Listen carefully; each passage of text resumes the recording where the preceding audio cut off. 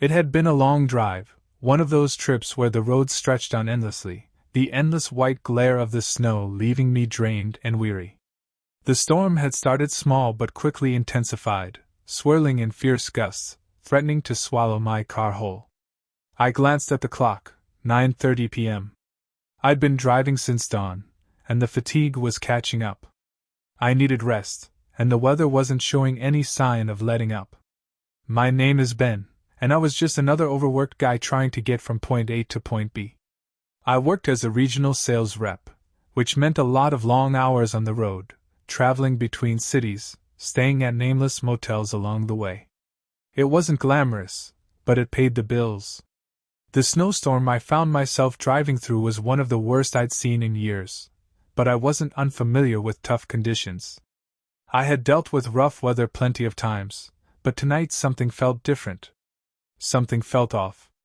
I had been on the I-70 for hours, the endless stretch of highway running through the middle of nowhere, when the storm hit. Visibility was down to nearly nothing, and my windshield wipers couldn't keep up with the heavy, driving snow. It was the kind of storm where the road disappeared and you could barely make out the yellow lines on the asphalt. My car's engine was starting to groan as it fought through the drifts. My hands were frozen to the wheel, and I was beginning to feel a deep, tired ache in my bones.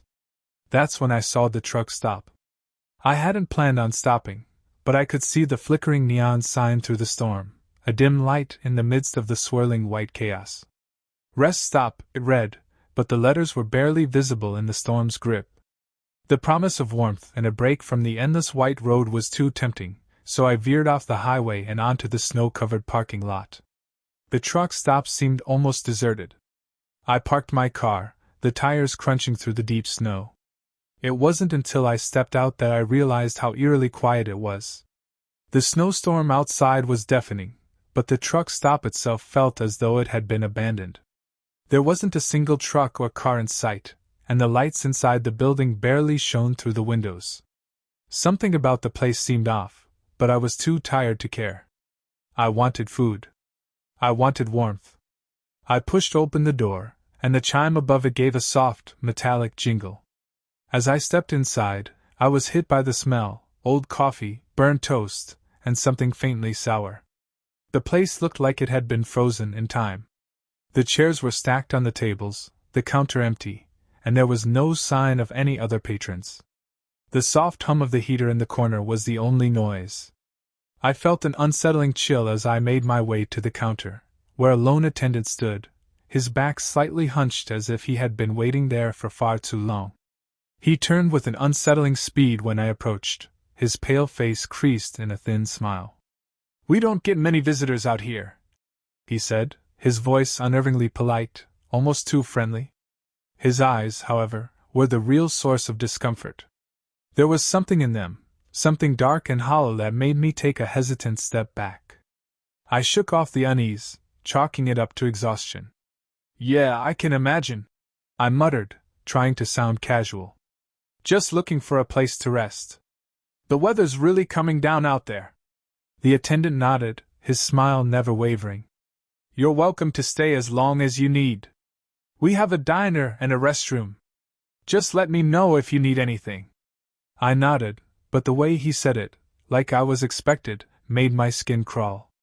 The storm howled outside, the wind rattling the windows, and I realized I had no choice but to wait it out. I took a seat at one of the tables, hoping the food would take my mind off the strange feeling settling in my gut. As I scanned the room, I noticed the odd flickering of the overhead lights, as though the power was struggling to stay on. The heater hummed louder now, the air heavy and stale. I could feel my eyelids growing heavier with every passing minute. The warmth and comfort of the truck stop were lulling me into a drowsy haze. I excused myself to the restroom, hoping the cold splash of water would snap me out of my growing fatigue. The hallway leading to the bathroom was narrow and dimly lit. As I stepped into the small, grimy restroom, I washed my face, trying to shake off the sleepiness. When I looked up into the mirror, I saw something strange, a flicker of movement behind me. I spun around, but the bathroom was empty. I shook my head. It was just the exhaustion. That's all. I stepped back out into the main room, wiping my hands on a towel. But when I returned, something was wrong. The lights flickered again, casting long, exaggerated shadows across the walls. The heater had gone silent, and the air felt colder, unnaturally cold. The attendant was no longer behind the counter. In fact, the entire place seemed different now. The tables were all arranged in a strange pattern, not the way they had been when I first entered. The once faint smell of stale coffee now smelled stronger, and the air felt thick, oppressive. I turned and looked out the window. The snowstorm had stopped. The raging blizzard outside was now just a memory. But something didn't make sense. The parking lot that had once been completely covered in snow was now clear, the road leading back to the highway as though it had been plowed. I stepped outside, my breath forming visible clouds in the frigid air. The ground beneath my boots crunched with every step. But when I looked back at the truck stop, I froze. The building looked different. It wasn't the same truck stop that I had just entered. The sign above the door was now half missing, the lights dead, and the door hung loosely on its hinges. I walked back to my car, my heartbeat quickening. This couldn't be happening. I started the engine, the hum of the car's motor the only sound in the stillness. My hands gripped the wheel as I pulled out of the lot and back onto the highway. The storm had disappeared entirely, leaving only a calm, eerie silence behind. But as I drove, I couldn't shake the feeling that something had changed. My eyes darted to the rearview mirror, and for a brief moment, I thought I saw the faint outline of a figure standing by the side of the road. A man, or something like a man, standing in the drifting snow.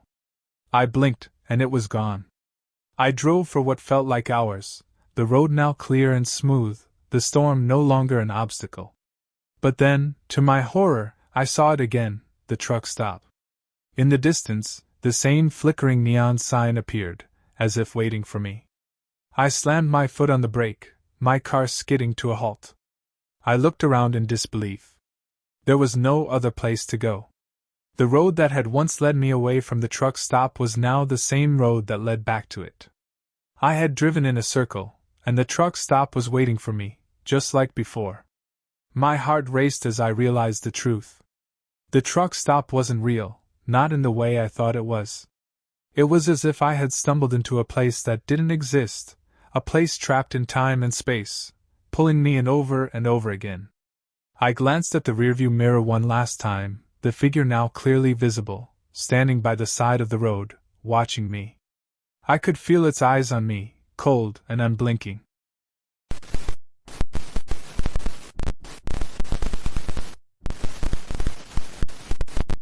It was late, much later than I'd intended to stop, but I didn't have any other choice. The snowstorm had come out of nowhere, heavy and relentless, the kind of storm that blinds you with its whiteness and presses in on all sides. The roads had become impossible to drive on, and the temperature had plummeted. I needed to find a place to pull over, stretch my legs, and wait for the worst of it to pass. I spotted the rest stop in the distance, a dim light flickering against the stormy night, and decided it would have to do. I pulled into the lot, my tires crunching in the snow, the only sound in the otherwise silent night. There wasn't a soul in sight, no trucks, no cars. Just my own vehicle, the lonely beacon of life in an otherwise deserted world. As I stepped out, the cold bit at my skin immediately. I hurried to the building, hoping for warmth and maybe a cup of coffee to get me through the night. The wind howled around me, pushing against my body as though it wanted to drag me back into the car. The pit stop was one of those places you could tell had seen better days. The lights buzzed above me, their flickering creating strange, erratic shadows along the walls. The inside of the building smelled damp, musty, like it hadn't been aired out in years. The walls were lined with cheap, peeling wallpaper, and the linoleum floor was cracked in places. It was a rest stop, sure, but it felt abandoned, like it had been forgotten by the rest of the world. There was no one in sight. The counter was empty, the place eerily silent, as though everyone had decided to leave just before I'd arrived. I was alone, save for whatever waited in the dark corners of this forgotten place. The low hum of the fluorescent lights did little to break the stillness, and I couldn't shake the feeling that something was wrong. I approached the counter and rang the bell, hoping for at least a human presence to break the tension. It was almost comical how long it took for someone to show up. After a moment that felt like an eternity, an older man appeared from the back. He moved slowly, his face pale, gaunt, his eyes darting nervously between me and the door. He was tall, but his posture was hunched, like he was trying to make himself as small as possible. "Can I help you?" His voice was low and raspy, and I could hear the hesitation in his words. There was something unsettling about the way he spoke, like he wasn't used to having anyone here. But I needed to calm my nerves, so I shrugged it off. "Just a drink," I said, trying to sound casual as I set down a few bills. "Whatever's warm." He nodded and turned, walking toward the back without saying a word. The door behind him creaked open and closed with a faint groan. I stood there, staring at the dimly lit room, the feeling of unease growing stronger with each passing second. There was something about this place, something off. I could feel the hairs on the back of my neck standing on end, and my skin prickled with the chill that hadn't fully left my body. The storm outside had only gotten worse, the wind now pounding against the walls in gusts that made the whole building shake. It felt as though the storm was somehow getting inside, like it was trying to reach me. The silence inside was thick, almost suffocating. No music, no chatter, just the sound of my breath and the occasional creak of the building settling under the pressure of the storm. I grabbed the drink the old man handed me and found a corner seat, facing the window. The snowstorm outside had intensified, and now the visibility was nearly zero. Everything beyond the glass was a blur of white. I couldn't even see my car in the parking lot anymore. I stared out at the swirling storm for a few minutes, lost in thought, when I noticed something strange. The old man was watching me. He stood by the counter, not doing anything, just staring. It made me feel like a specimen in some twisted zoo exhibit, something to be observed, analyzed. I shifted in my seat, trying to shake off the feeling, but his gaze felt like it was digging into my skin. I decided to get up, stretch my legs, and maybe find something to do to distract myself from the strange atmosphere. The bathroom was down a narrow hallway to the left of the counter. I walked down it, the low light flickering in the corners, casting elongated shadows that seemed to follow me. I pushed open the bathroom door, stepping inside. The smell in here was worse than in the rest of the building, a mixture of mildew and stale air. I took a step toward the mirror above the sink, hoping to splash some water on my face to wake myself up. And that's when I saw it. There was writing on the cracked mirror. At first, I thought it was a trick of the light, but no, the words were clear. The glass had been scratched, the message almost carved into the surface. "Do not leave after dark." I froze, my heart suddenly pounding in my chest. My breath caught in my throat, and a chill crawled up my spine. The message was so simple, yet so chilling. Who had written it? Why? And what did it mean? It didn't seem like a prank, there was something too deliberate about it, like a warning.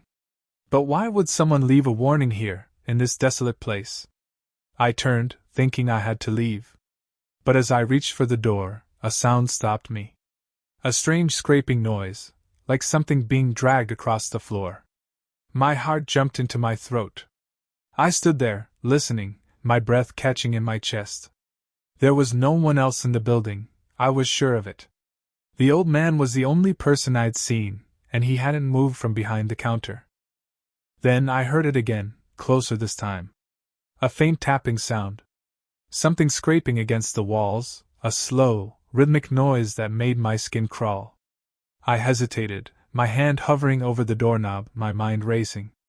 I had to get out of here. I had to leave. But when I turned the handle, the door wouldn't open. My breath hitched in panic as I twisted the knob harder, pulling at the door with all my strength. It was stuck. The door was stuck. I banged my fists against it, my pulse roaring in my ears, but nothing happened. It was like the building itself was resisting me, refusing to let me leave. The storm outside was only getting louder, the wind howling like a living thing trying to claw its way into the building. I backed away from the door, panic creeping into my veins. That's when I heard the footsteps. Slow. Heavy. The sound of boots dragging across the floor behind me. I spun around, my breath catching in my throat. There was no one there. But the noise continued, getting louder and closer, as if something was moving just out of sight. My heart raced, and I backed into the corner of the bathroom, trying to make myself as small as possible, my eyes darting around the room. The storm outside was deafening now, the wind shrieking and slamming against the building, but I could still hear those footsteps. And then, just as suddenly as they started, they stopped. The silence that followed was unbearable, like the calm before the storm. I stood there, frozen, my chest heaving as I tried to steady my breath. I had to get out. Whatever was going on, whatever had been watching me, I had to leave before it was too late. I pulled at the door again, my hands slick with sweat, and this time it opened. I rushed out of the bathroom, my mind racing. The old man was still behind the counter, but he wasn't looking at me anymore. His gaze was fixed on something else, something I couldn't see. I didn't stop to ask questions.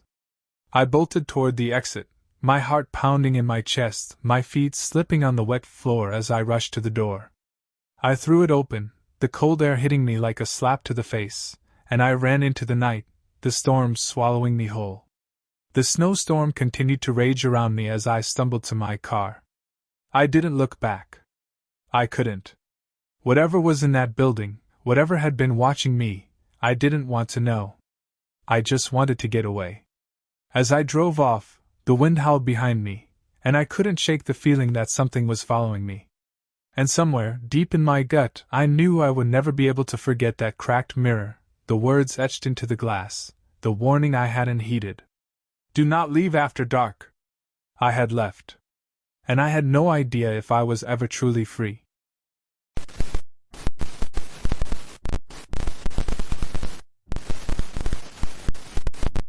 It was just another night on the road, the kind where you're running from nothing and everything all at once. The snowstorm hit without warning, turning the highway into a blur of white, and I was desperate for shelter. I spotted a rundown diner in the distance, its flickering neon lights cutting through the swirling snow like a dim beacon. I pulled in, relieved to see some sign of life, but even as I parked, a sinking feeling settled in my chest. The door creaked loudly when I pushed it open, and I was immediately hit with the warm, stale air of the place. The waitress behind the counter gave me a tight-lipped smile, one that didn't quite reach her eyes. Her voice was soft, almost like she was trying to keep something from me when she said, "We don't get many customers around this time of year." Something about the way she said it made me uneasy, but I brushed it off as nerves from the storm. I ordered a coffee and sat by the window, watching the snow pile up outside. The storm was intensifying, the wind howling like a beast hungry for something, but I felt a strange kind of safety in the diner's warmth. The silence that surrounded me, however, was unnerving. The diner was small, with only a handful of tables, the kind of place where you feel like everyone knows your name, even if they don't. I tried to settle in, but something about the creaking of the building as the wind picked up felt wrong. The walls groaned, and the windows rattled as the snow began to slam against them. I felt the hairs on the back of my neck stand up. I finished my coffee and went to pay, but when I approached the counter, the waitress just shook her head.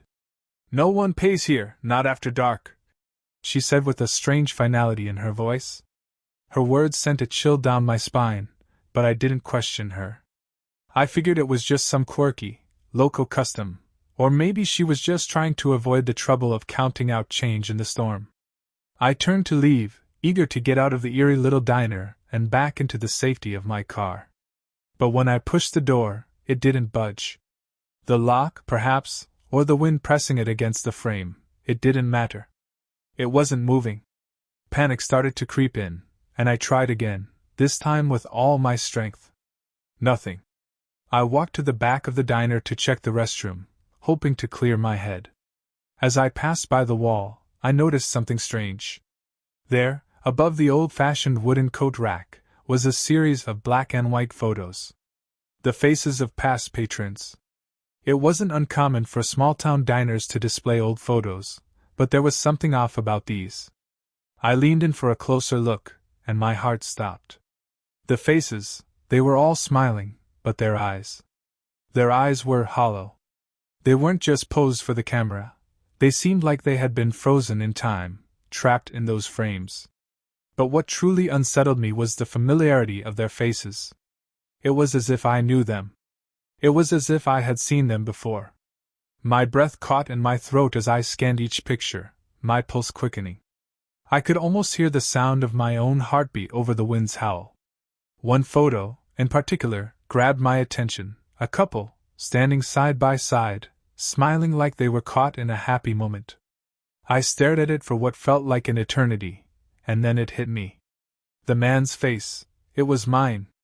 I backed away from the wall, my head spinning. I ran back toward the front of the diner, hoping to find the waitress, to make sense of this. But when I entered the main room, I froze.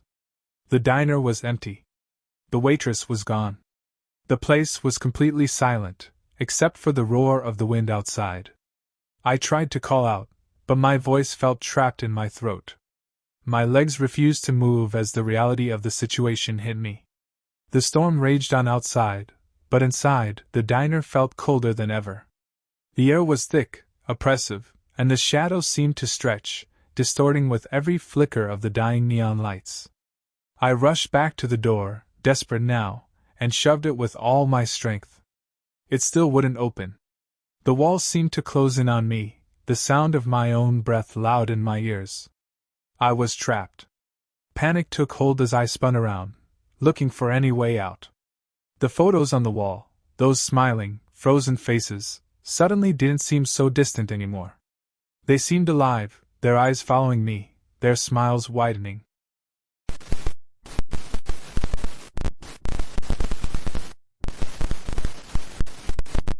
After a long, tiring drive through the snowstorm, I saw the sign for a pit stop on the side of the road.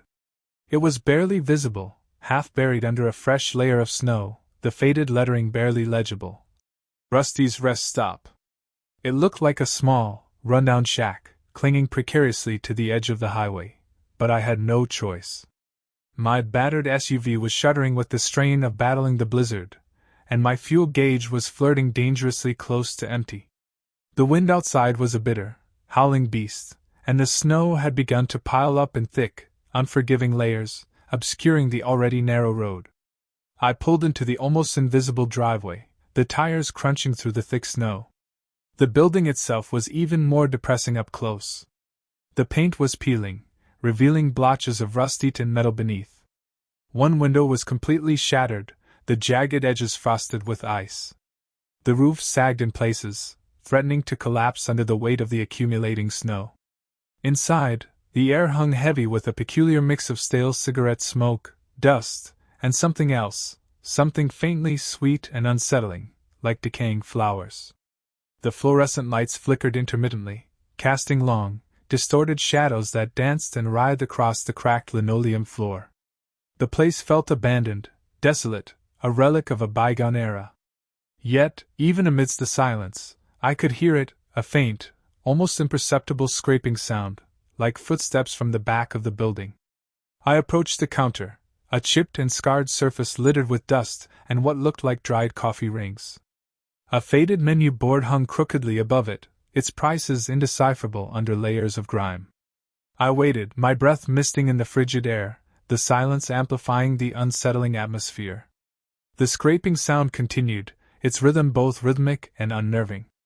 Then, the door creaked open, revealing not the grizzled, weather-beaten owner I'd half expected, but a young girl. She couldn't have been older than 10, barefoot and clad in an old, faded coat that hung oversized on her thin frame. Her face was pale, almost translucent, her eyes large and dark, wide with a disturbing stillness. She didn't speak, didn't even acknowledge my presence. She simply stood there, a silent, unnerving statue, her gaze fixed on me. Her stillness was unsettling. It wasn't a shy quiet, it was something deeper, a chilling absence of reaction. I felt a prickle of unease crawl up my spine. Hello? I stammered, breaking the suffocating silence. Do you need some help? My voice sounded shaky, even to my own ears. She didn't respond. Her eyes, though, seemed to bore into me, assessing me with an unsettling intensity. I felt a growing sense of dread, a primal fear that had nothing to do with the storm raging outside. This place, this girl, something wasn't right. Turning to leave, to escape this oppressive atmosphere, I heard it, a whisper, soft as a sigh carried on the wind. "Don't leave after dark," it breathed, barely audible above the relentless howling of the blizzard. My heart leaped into my throat. I spun around, but she was gone. Vanished. The only explanation was that she'd simply melted into the shadows. The flickering lights above suddenly intensified, their erratic flashes casting jagged, menacing shapes on the walls. The scraping sound from the back had ceased. Fear, raw and potent, constricted my lungs. I didn't hesitate. I bolted from my car, the icy metal biting into my hands as I fumbled with the door handle. The engine roared to life, a welcome burst of noise in the oppressive silence. I reversed, tires spinning briefly in the deep snow before gaining traction. As I pulled away from Rusty's rest stop, I was struck by something else entirely terrifying. The snowstorm, already ferocious, had intensified dramatically. The road I had traveled just an hour ago, was completely different. The familiar landmarks were gone, replaced by a bewildering landscape of snow-covered trees and unfamiliar curves. I was hopelessly lost. Panic clawed at me. I gripped the steering wheel, my knuckles white. The feeling of being watched, of being followed, was overwhelming. The wind howled, the snow swirled, obscuring my vision, and the sense of disorientation increased every mile.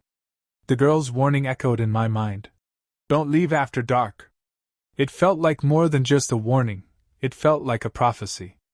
I had no idea where I was, the road ahead was a blinding white expanse, and darkness was fast approaching. The storm was now a maelstrom of snow and ice, a swirling vortex of chaos. Hours later, after what felt like an eternity of driving through that terrifying landscape, I finally stumbled upon a familiar highway marker. Exhaustion warred with relief, but the lingering fear refused to recede. I never went back to Rusty's rest stop. I never learned the girl's name or the reason for her unsettling presence. I tried to explain what happened, the disorienting change in the road, the feeling of being lost in a landscape I knew intimately just hours before, but no one believed me.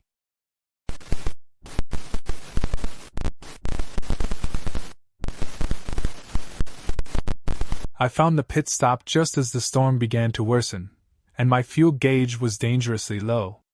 The needle was flirting with empty, a mocking dance against the backdrop of the rapidly darkening sky.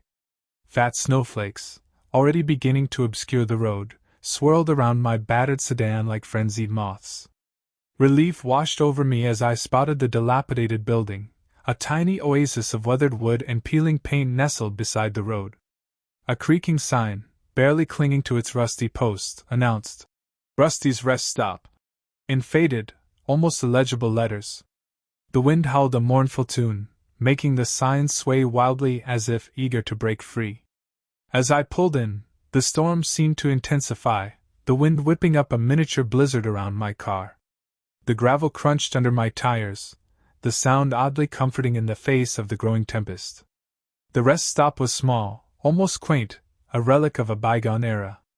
The windows were grimy, reflecting the swirling snow back at me in distorted shapes. The weathered wood of the building seemed to groan under the strain of the wind. Inside, the air was surprisingly warm, a stark contrast to the biting chill outside. A single, flickering bulb hung above a worn counter, casting long shadows on the dusty shelves behind it. A man sat perched on a stool, his gaze fixed on something beyond the window. He looked up as I entered, a slow, knowing smile spreading across his face. He was tall and gaunt, with eyes that seemed to hold the weight of 1,000 untold stories, eyes that had seen too much, felt too much. They were unsettling, unnervingly perceptive. "Fuel's low, I see," he stated, his voice a low gravelly rumble, more a statement of fact than a question. His gaze didn't leave mine, making me feel oddly exposed. "Yeah," I replied, trying for nonchalance but feeling the tremor in my voice. Needed to top off before this thing really hit. Not safe to be on the road during storms like this, he said, his voice dropping even lower, imbued with a gravity that surprised me. It wasn't just a warning, it felt like a premonition. I chuckled nervously, trying to brush off the unsettling feeling that had settled in my stomach. Yeah, well, I didn't have a lot of choice. His smile didn't waver. He offered me a warm drink, a steaming mug of what smelled vaguely of cinnamon and something else, something earthy, almost medicinal. I accepted it gratefully. The warmth seeped into my chilled hands, but the feeling of unease remained. As I sipped the drink, my eyes drifted towards the walls. They were plastered with newspaper clippings, yellowed and brittle with age. My breath hitched in my throat as I scanned the headlines. Tourist vanishes on Highway 17, another car crash on Widow's Curve, local woman missing after late-night drive. Each clipping detailed an accident or disappearance on the very highway I was traveling. A cold dread began to creep into my veins. The man watched me, his gaze unwavering.